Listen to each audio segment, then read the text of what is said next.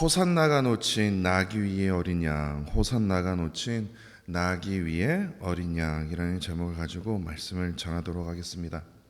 국어 사전에 보면요, 그 겸손이라는 그 정의를요 이렇게 뜻하고 있더라고요.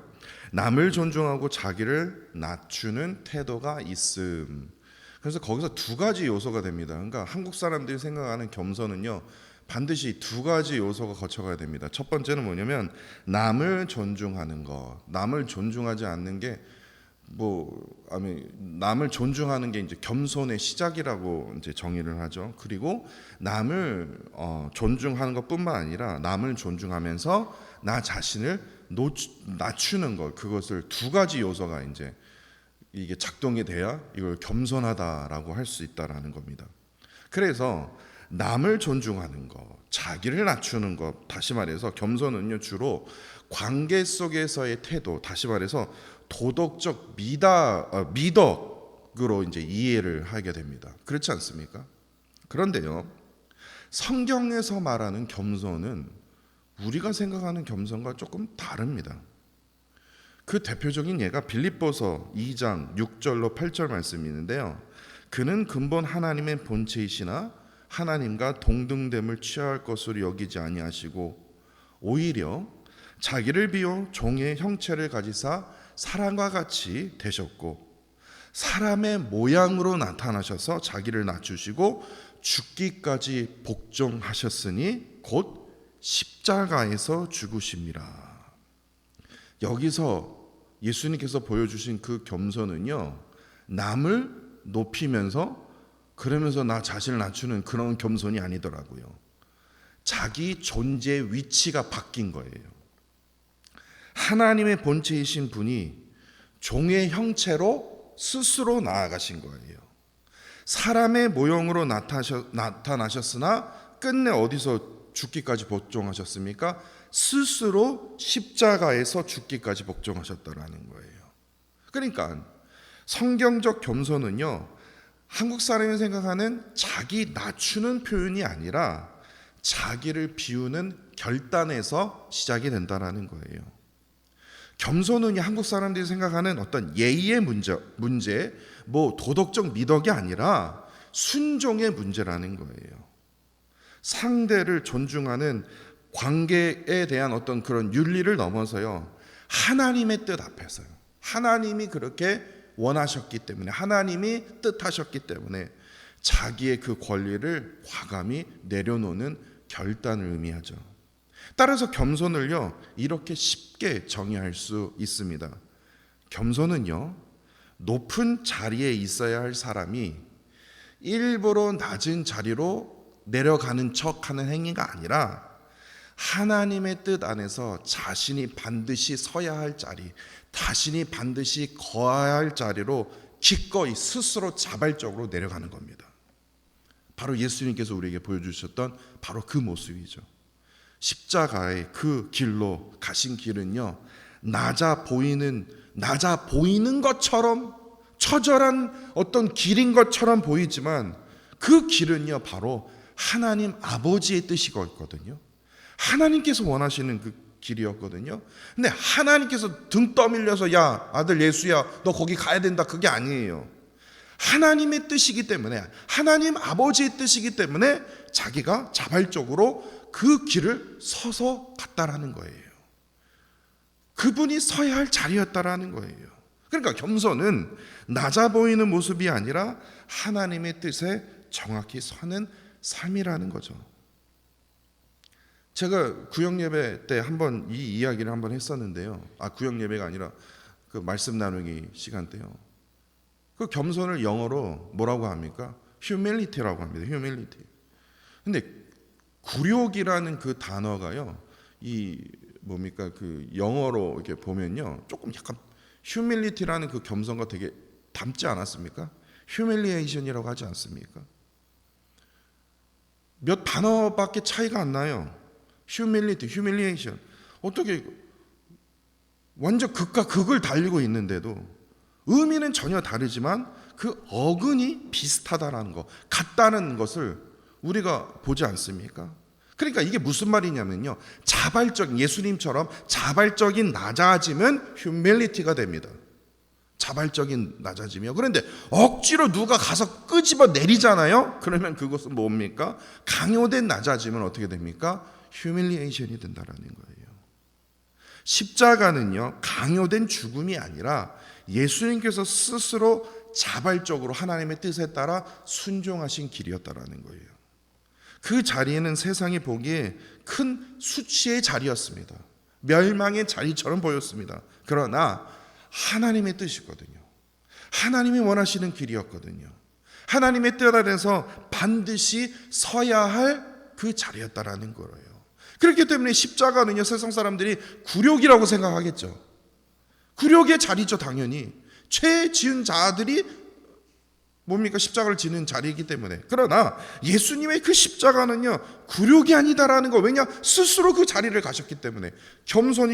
겸손이라는 겁니다. 억지로 밀려난 자리가 아니라는 거예요. 우리를 너무나도 사랑하셨기 때문에 스스로 선택하신 자리였다라는 거예요.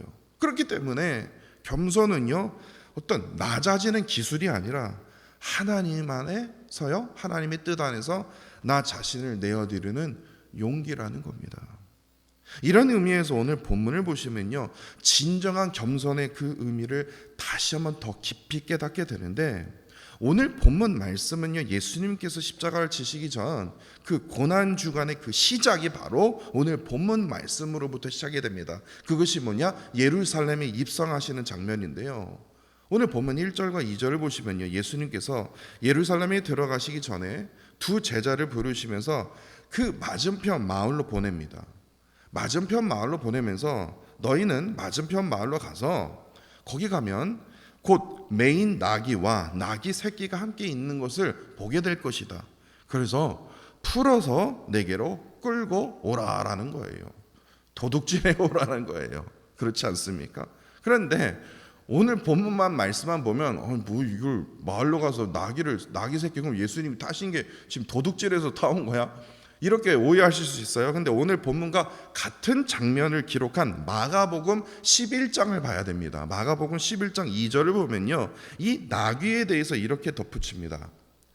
아직 아무도 타보지 않는 나귀 새끼, 그 새끼가 지금 매여 있는 것을 보게 될 것이다. 근데 이에 대해서 마태복음의 저자 마태는요, 오늘 본문 5절에서요, 구약의 예언을 성취한 것이다 라고 증거하지 않습니까? 그런데 신약을 찾아보니까, 구약이니까 이제 구약의 예언이니까 이제 찾아보니까 시온의 딸에게 이르기를, 이 말씀은요, 이사야 62장 11절 말씀 인용한 거더라고요. 그리고 두 번째로 내 왕이 내게 임하니니 그는 겸손하여 나귀 곧 멍에 매는 짐승의 새끼를 탔도다. 이 말씀은 스가랴 9장 9절 말씀을 인용한 말씀입니다. 다시 말해서 예수님께서 나귀 새끼를 타신 것은 즉흥적인 선택이 아니라, 훔친 것이 아니라 구약의 예언을 성취하기 위한 겸손이었다라는 거예요. 그러면 여기서 반드시 우리가 물어야 할 질문이 이겁니다.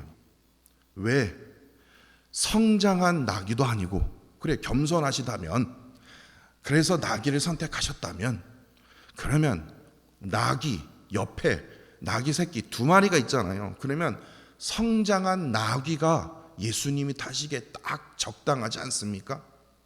그러면 성장한 나귀도 아니고 왜 하필 타보지도 않는 나귀 새끼였을까라는 질문입니다.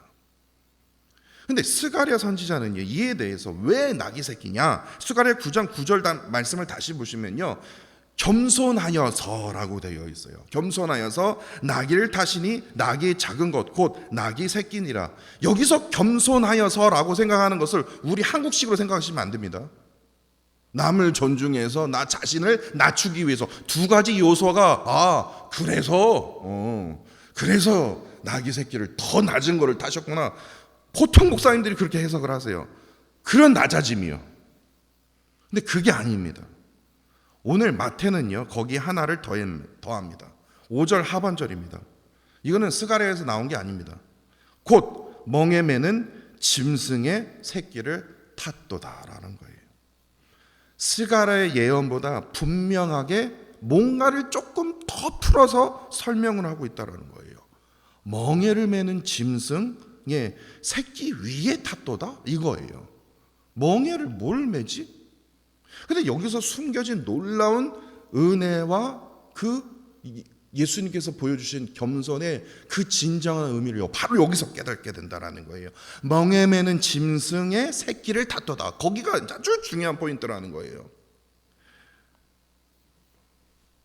모세오경 읽으셨죠? 이제 여러 번 읽으셨을 거예요. 이번에 이제 통독하시면서. 그런데 여러분들 그걸 아실 거예요. 모세오경에 보면 특히 레위기와 신명기 말씀에 보면 부정한 짐승과 부정하지 않는 짐승이 나옵니다. 레위기 11장 3절과 신명기 14장 6절에 보니까 발굽이 갈라지고 대새김질하는 짐승만 먹을 수 있다고 합니다. 그러나 나귀는요 그 정반대입니다. 대새김질하지 않습니다. 다시 말해서 부정한 짐승입니다. 정결하지 못한 짐승에 속한다라는 거예요. 그렇기 때문에 이 나귀는요 부정한 것인데 그 부정한 것 위에 예수님이 타신 거예요. 율법에 따르면요. 그런데 더 충격적인 게 있습니다. 바로 출애굽기 13장 13절 말씀입니다. 이게 아주 중요합니다. 여기에요 대뜸 이런 말씀이 나옵니다. 제가 다시 한번 정확하게 읽어드릴게요. 출애굽기 13장 13절 말씀입니다. 나귀의 첫 새끼는, 지금 예수님이 타신 첫 새끼입니다. 새끼는 다 어린 양으로 대속할 것이요 그렇게 하지 아니하면 그 나귀 첫 새끼의 목을 꺾을 것이며 내 아들 중 처음 난 모든 자는 대속할지니라. 이런 말씀이에요. 다시 말해서 부정한 나귀가 살 수 있는 길은 오직 누구 때문에 삽니까? 어린 양이 대신 죽는 것밖에는 없어요. 만약에 어린 양이 대시하지 않으면, 어린 양이 그 집에 없으면 그 나귀 첫 새끼는요 목을 비틀려서 죽여야 됩니다. 이게 율법이에요. 뭐 이런 게 다 있냐? 그렇게 생각할 수 있어요. 그러나 오늘 본문 말씀을 보면요 이 출애굽 13장 13절 말씀과 같이 비교해 보면요 이걸 깨닫게 돼요. 멍에를 맨 예수님께서 그 부정한 짐승 위에 타신 이유를요. 예수님께서 성장한 나귀가 아닌 아무도 타보지 않는 나귀 새끼를 타셨던 그 이유를 우리가 깨닫게 된다는 거예요. 본문 3절에 보면요 예수님은 주가 쓰시겠다 하라 그리하면 그 주인이 즉시 보내니라 라고 하셨고, 실제로요 주인이요 지체 없이 그 말을 듣자마자 그냥 줍니다. 이에 대해서 성경은요 어떻게 그럴 수 있지? 뭘 씌었나? 할 정도로요 그 이유에 대해서 설명하지 않습니다. 그러나 우리가 합리적인 해석을 할 수 있는 것은요 하나님께서요 나귀 주인의 그 마음을 감동시켜셨다라는 것은 우리가 알 수 있어요. 감동시키셔서 즉시 내어주게 하신 일은 무슨 의미로 우리가 해석할 수 있습니까? 부정한 나귀가 어린 양 대신 그 예수님의 희생으로 살 수 있다는 그 구속의 원리를 지금 오늘 본문 말씀을 통해서 우리가 깨달을 수 있다는 거예요. 다시 말해서 부정한 짐승 위에 장차 세상의 죄를 지고 가실 어린 양께서 앉으신 모습을 통해서 우리를 위해서 대신 죽으시는 그 대속의 의미를 오늘 본문 말씀을 통해서 깨닫게 된다는 겁니다. 그러므로 이 나귀 주인에게 즉각적인 순종은요 단순한 협조가 아니다라는 거예요. 하나님의 그 구속의 계획 안에서 이미 하나님께서 계획된 플랜 안에 있었다라는 거예요. 그리고 더 중요한 포인트는요 그 나귀 위에 앉으시는 분은 억지로 끌려가시는 분이 아니라 스스로 우리의 죄를 위해서 죽으시려 대속의 길을 선택하신 진정한 뭡니까? 하나님의 어린 양이셨다라는 거예요. 이게 중요하다라는 거예요. 그런데요 예수님의 제자들 뿐만 아니라 그 예루살렘에 입성했을 때 그 예루살렘의 백성들은요, 예수님께서 나귀 새끼를 타신 그 이 의미에 대해서 전혀 알지를 못했다라는 겁니다. 율법에 대해서 그렇게 잘 알고 있고 달달달달달 외울 정도로 그런 서기관과 뭐 바리새인, 사두개인들도요, 예수님께서 나귀 새끼를 타고 예루살렘에 입성하신 그 모습에 대해서 어느 누구도 어린 양 되시는 분이 지금 입성하시고 계시는구나 라고 깨달은 사람이 없었다라는 거예요. 왜냐? 각자의 기대와 이해 속에 있었다라는 거예요. 먼저 7절을 볼까요? 제자들이요, 시킨 것도 아닙니다. 어린 나귀를 타고 가신다고? 여기 멀리서 보니까 지금 사람들이 지금 예수님이 입성하실 때까지 막 기다리고 막 난리치고 지금 있고 있는데, 막 종려나무 지금 들고 막 예수님이 지금 입성하신데 우리 예수님이 막 뭐 5천 명 4천 명도 먹고 막 죽은 자도 살리고 막 그런 예수님이 지금 오신다라는 거야. 지금 막 흥분되어 있거든요. 그러니까 제자들이 볼 때부터 이거 어린 양이 말고 이거 어린 나귀 말고 이건 좀 말 같은 큰 걸 좀 백마 같은 걸 타야 되는데, 근데 어린 나귀 어린 뭡니까 새끼 나귀를 데리고 왔어요. 그때 너무 허접해 보인 거예요. 그래서 어떻게 합니까? 시키지도 않았는데 자기 옷을요 어떻게 합니까? 벗어서 거기다 얹었습니다. 근데 옷을 얹었다, 겉옷을 그 위에 얹었다. 이것은요 정확하게 말하자면 왕을 맞이할 때 행했던 상징적인 행동입니다. 이것은 무슨 존경의 뜻이 아니라 왕을 맞이할 때 이렇게 합니다. 그리고 8절에요. 이제 드디어 예수님이 입상하시지 않습니까? 무리들 가운데 호산나 막 종려가지를 나누면 막 이제 난리가 친 겁니다. 근데 이 사람들이 어떻게 합니까? 자기 겉옷을 벗어서 어떻게 합니까? 바닥에다가 쥐를 폈다고 합니다. 이 또한 왕을 환영하는 행위였다라는 거예요. 9절을 보시면요, 희생의 제물로 나귀 새끼를 타신 이 어린 양 대신 예수님을 향해서 지금 백성들과 제자들은 똑같은 마음일 거예요. 지금 로마의 지배로부터 독립과 자유를 쟁취할 이 백마탄, 지금 백마는 타지 않았지만 겸손해 보이는 우리 예수님, 왕으로 맞이할 테니 호산나 호산나, 다윗이 이루었던 그 왕국을 찬송하리로다. 주의 이름으로 오시는 이여 가장 높은 곳에서 호산나 호산나 하더라. 이런 의미라는 거예요. 어린 양 대신 예수 그리스도에 대해서 어느 누구도 알지 못했다라는 거예요. 그런데 뿐만 아니라 11절에 보시면 어떤 무리들이 예수님을 저 분이 누구냐 모르는 사람도 있을 거 아닙니까? 그랬더니 촌동네 갈릴리 나사렛 출신입니다. 그리고 또 어떤 사람은 이상한 선진자인 것 같습니다. 어떤 사람에게는요 힘 있는 메시아 왕으로, 어떤 사람에게는요 선지자로, 지금 십자가를 향해서 더욱더 가까이 가시는 예수님을 향해서요 하나님의 어린 양으로 보지 못했다는 거죠. 다 각자의 그 기대 속에서요 예수님을 해석하고 있다라는 거, 이해하고 있었다라는 거예요. 지금 부정한 짐승 위에 앉아 계셨거든요. 근데 그 부정한 짐승 위에 앉을 분은 그 부정한 짐승을 살릴 길은 오직 어린 양밖에 없다라는 거 다 알고 있거든요.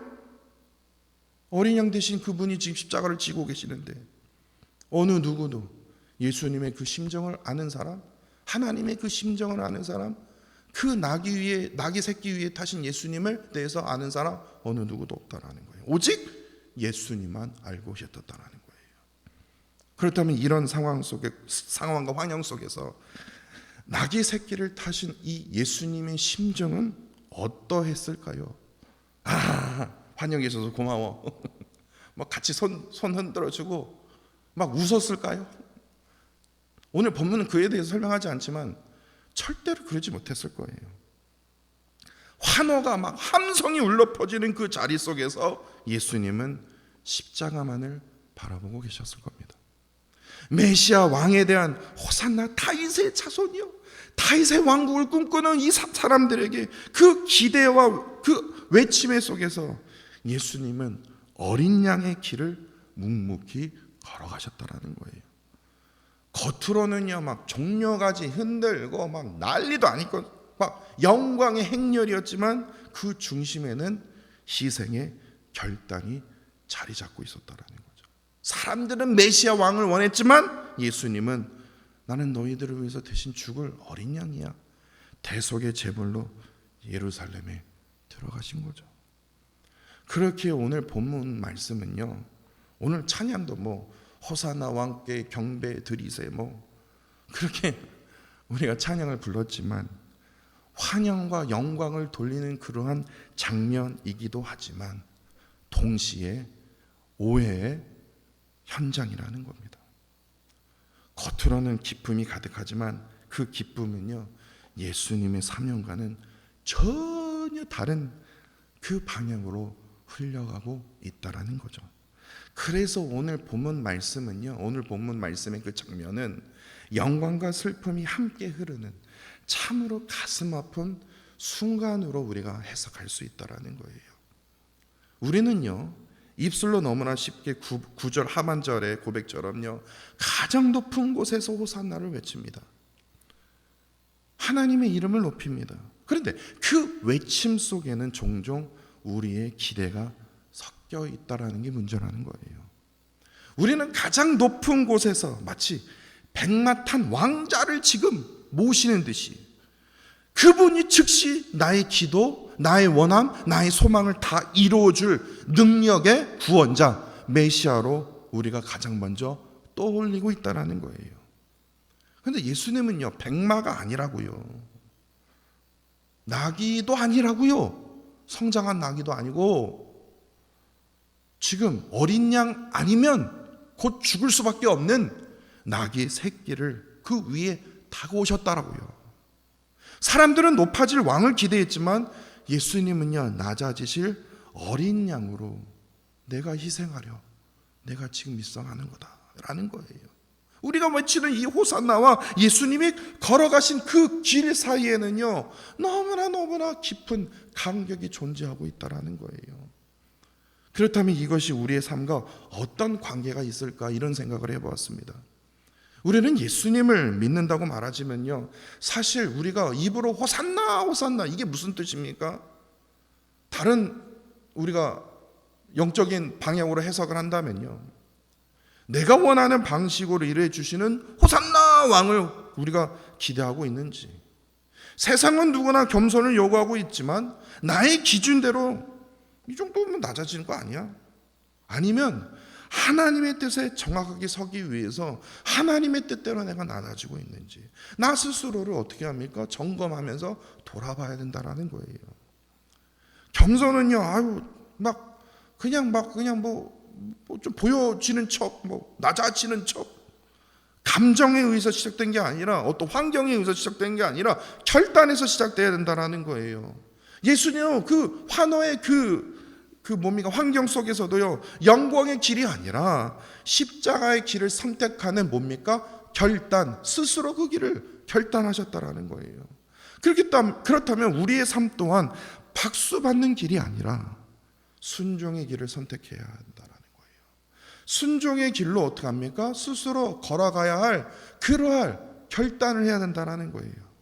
인정을 받는 그 길이 아니라 책임을 지는 그 길을 스스로 우리가 선택하면서 걸어가는 그 결단을 내가 해야 된다는 거예요.